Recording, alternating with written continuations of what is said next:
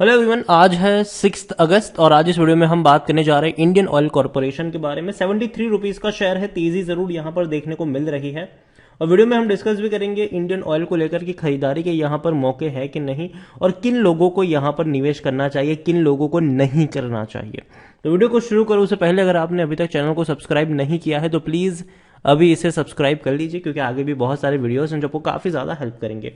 तो 73 रुपीज का ये शेयर है। तेजी जरूर आई थी कल, यहाँ पर 73 का है और 2.5% की तेजी थी और लगातार ये भागता चला गया था। और एक महीने में अगर आप देखें तो तेजी गिरावट दोनों का कॉम्बो है। 72 का था, गिरावट आई, 70 तक गया, वापस तेजी बनी, वापस गिरावट आई, वापस तेजी बन रही है। इवन एक साल का भी अगर आप ग्राफ देखोगे तो सिर्फ 5% का ही ग्रोथ है। लेकिन तेजी अगर आप देखोगे तो 70 रुपए के लो बना था, यहाँ पर बहुत बड़ी रफ्तार आई थी, 93 पर गया, वापस टूट कर ये 72 के करीब पहुंचा, वापस तेजी बनी, टूट गया, तेजी बनी, फिर टूटा। तो पहली चीज तो ये कि 70 रुपए का जो रेंज है वो सपोर्ट के तौर पर काफी अच्छा नजर आ रहा है। मतलब जब भी वहां पहुंचा है खरीदारी के मौके बने हैं। लेकिन जब भी 90 के आसपास पहुंचा है, 80 के ऊपर गया है, प्रॉफिट बुकिंग वाले माहौल भी बनते नजर आए हैं। 5 साल का अगर आप ग्राफ देखोगे तो भैया कुछ ग्राफ अच्छा नहीं है, 47% की गिरावट है। लेकिन यहां पर आपको यह भी समझना होगा कि पिछले 5 सालों में जितना डिविडेंड इस कंपनी ने दिया है, डेफिनेटली आप उतने बड़े लॉस में तो नहीं हो। लेकिन हाँ, मैंने पहले भी कहा था, मैं अब भी कहूंगा कि सरकारी कंपनी जो अच्छा डिविडेंड देती है, भर भर के डिविडेंड देती है, वहां पर आपकी जो बाइंग प्राइस है वो कभी महंगी नहीं होनी चाहिए। इंडियन ऑयल देखो, मैं 70 रुपए के ऊपर इसको कभी नहीं खरीदूंगा। अभी जिस तरीके के माहौल बने हुए हैं, मैं खरीदारी यहां पर तब करूंगा जब ये मुझे 65 से 70 रुपए के बीच में मिल रहा होगा, और मैं लॉन्ग टर्म का होराइजन यहां पर रखूंगा, क्योंकि कंपनी डिविडेंड लॉन्ग टर्म के लिए अच्छा पे करती है। लेकिन साथ ही साथ डेफिनेटली यहां पर पोटेंशियल है फ्यूचर में ग्रो करने का। देखो, हम अभी भले ही ये बात कर रहे हो कि फ्यूचर तो भैया इलेक्ट्रिफिकेशन का है, इलेक्ट्रिक गाड़ियां आने वाली है, ये होने वाला है, वो होने वाला है, पेट्रोल डीजल लोग कम इस्तेमाल करेंगे। लेकिन देखो, एक चीज हमें ये भी समझनी होगी कि ये बात इंडियन ऑयल कॉर्पोरेशन जैसी कई ऑयल कंपनियां भी जानती है, ठीक है। तो वो भी अपने आप को चेंज कर रही है। इंडियन ऑयल ने खुद बताया है कि वो आने वाले दौर में इलेक्ट्रिफिकेशन जब होने वाला होगा तो चार्जिंग, इलेक्ट्रिक व्हीकल के जो चार्जिंग स्टेशन है वहां पर ये ऑलरेडी काम कर रहे हैं। तो भैया ये भी स्विच करेंगे अपने आप को। तो ये मानना कि भैया ये तो नहीं चलने वाली, ऑयल कंपनियां डूब जाएगी, ये होगा, ऐसा कुछ नहीं होने वाला है।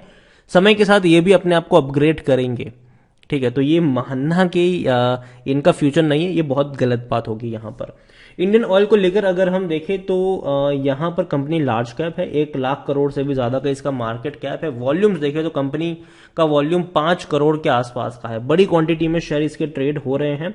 हालांकि जून क्वार्टर अच्छा नहीं था, इसको तकरीबन 280 करोड़ का लॉस हुआ था। वो कंपनी जो क्वार्टरली 6,000 से 7,000 करोड़ का क्वार्टरली प्रॉफिट कर रही थी, उसने 280 करोड़ का लॉस दिखाया, ठीक है। लेकिन फिर भी कोई बहुत बड़ी गिरावट नहीं आई है इनके शेयर प्राइस में। देखा जाए तो इनका जो रेवेन्यू है वो डबल हो चुका है। पिछले साल के जून क्वार्टर में जहां रेवेन्यू 1,15,000 करोड़ का था, अब वो इस साल जून आते आते 2,23,000 करोड़ से भी ज्यादा का है। मतलब डबल हो चुके हैं इनके रेवेन्यू ऑलमोस्ट। तो ये बहुत बड़ी बात है इंडियन ऑयल जैसी कंपनी के लिए, और इनके रेवेन्यू और बढ़ेंगे फ्यूचर में। यहां पर देखा जाए तो सरकारी कंपनी है, प्रेसिडेंट ऑफ इंडिया सबसे बड़े प्रमोटर है, एक भी शेयर गिरवी नहीं है। जाहिर सी बात है, सरकारी कंपनी, जो सरकार किसको अपने शेयर गिरवी रखेगी? अगर रखेगी भी तो भैया बहुत बहुत रॉन्ग मैसेज जाएगा ये लोगों के लिए। 27 म्यूचुअल फंड स्कीम्स का पैसा लगा है। ओएनजीसी यहां पर सबसे बड़े हाईएस्ट पब्लिक शेयर होल्डर है, 14.20% की होल्डिंग है उनके पास। और इंडियन ऑयल को लेकर अगर हम यहां पर देखें तो according to Moneycontrol user सिर्फ 11% लोग ही है जो बेचने की बात कर रहे हैं, वरना हर कोई कह रहा है खरीदारी करो। मेरी बेचने की सलाह नहीं है यहां पर, पहले कहता हूं। बेचने का मौका तब बनेगा जब वो 85 से 90 की रेंज में होगा, वो भी उन लोगों के लिए जो शॉर्ट टर्म के लिए इस शेयर में आए हैं।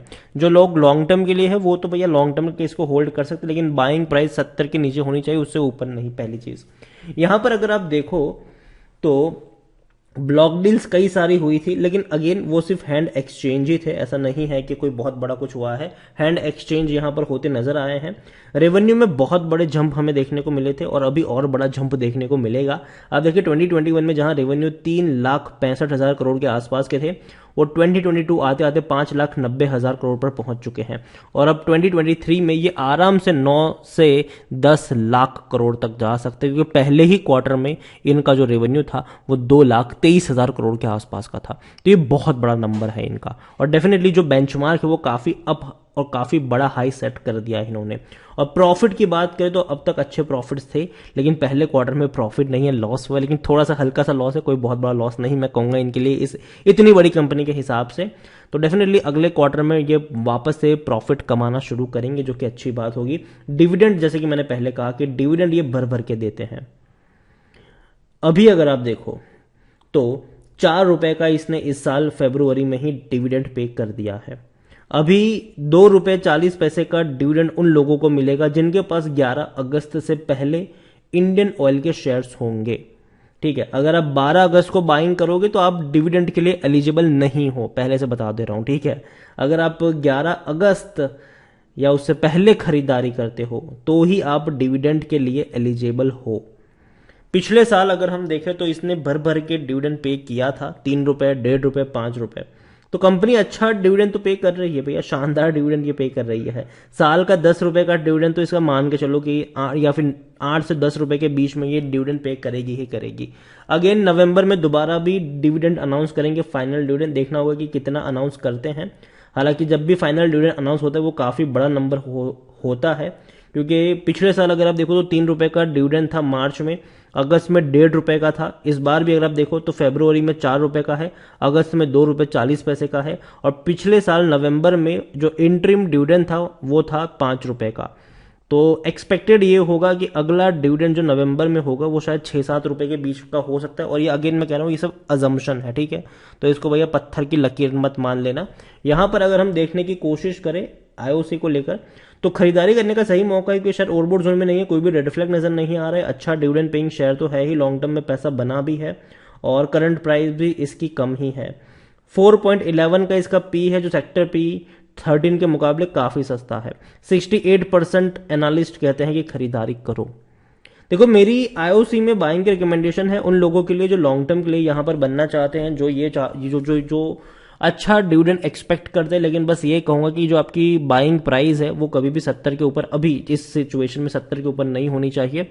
अगर ये आपको 65 से 70 की रेंज में मिलता है तो आप यहां पर खरीदारी करके चल सकते हो लॉन्ग टर्म के लिए। तो अगेन शॉर्ट टर्म का नजरिया हो तो 85 से 90 का जो रेंज होगा वो प्रॉफिट बुकिंग का होगा, और लॉन्ग टर्म का नजरिया हो तो रखे रहो, डरने वाली कोई बात नहीं है, कंपनी बर्बाद होने वाली नहीं है। जब भी सस्ता मिलेगा ये शेयर खरीदारी के मौके बनेंगे और डेफिनेटली डिविडेंड तो ये भर भर कर पे भी करेंगे आने वाले दौर में भी।